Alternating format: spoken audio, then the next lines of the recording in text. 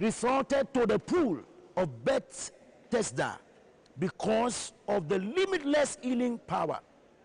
They knew the pool could not heal except if the water was moved. Therefore, they all waited for the moving of the water, irrespective of how urgent, irrespective of how critical, irrespective of how pathetic their cases might be. And you see, it's wonderful that nobody got over anxious about their recovery. They were like, look, we just have to wait. If only the water is stirred, we will wait. Impatience is a big challenge to many of us, especially the young believers of this age. We agree God can do it, but we do not agree that we should wait for him to do it. We do not agree that we should wait for his word to move before we move. Nothing, permit me to say, nothing right happens until he moves. Now, this is where we're going. If the sick, the perceived miserable, waited, how do you now find it difficult to trust the integrity of his word, to trust the certainty of the word of God, to trust the word of God with limitless capacity? Why will you move before the word of God? You know, at times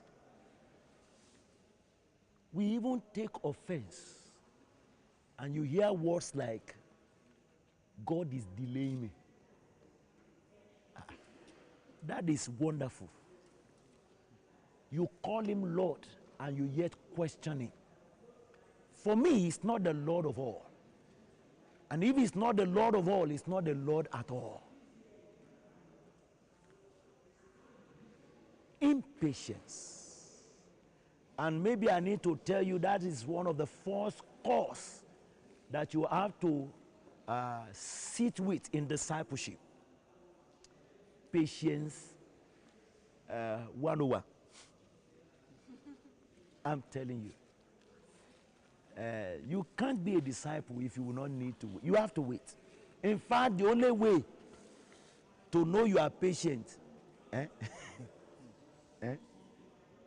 how can you prove that you are patient? You have to wait, Nani. At times you want to think you are wasting away. Even people will make it look like, wait, now what are you waiting for? And they will even harass you. But if you know that if I enter inside this pool without the angel moving it, the same way I enter, that's why I will come out. In fact, I only have wet clothes. And I'll be looking for detergent to wash the clothes because nothing had changed. I want to still plead with us to hold this issue of impatience. How that by our impatience, some of us had become so offended, and we think biblical principle, discipleship principle, is bondage. We just want to explore, and we feel like, look, I have a choice, I should do it the way I want to do it. Why must I wait for anybody? Why must I wait for instruction?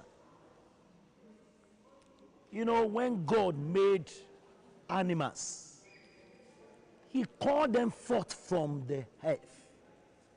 They were sourced from the dust of the earth. He spoke them into existence. And I hope you know, as they began to move, they never waited for instruction. They began to cohabit. They began to live together and cohabit, and they were raising children. I even imagine maybe God will be surprised. Oh my yangi, You even didn't wait to receive guiding principle.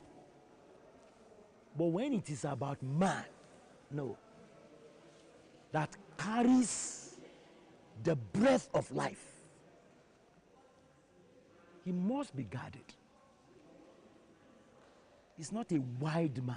God planted a garden. It's what he needed. There he put the man whom he had formed. If he had left him in the wild, he would have become an endangered species. In fact, he would have become a wild beast. So God put him in the garden where there is control and moderation. He is not a borderless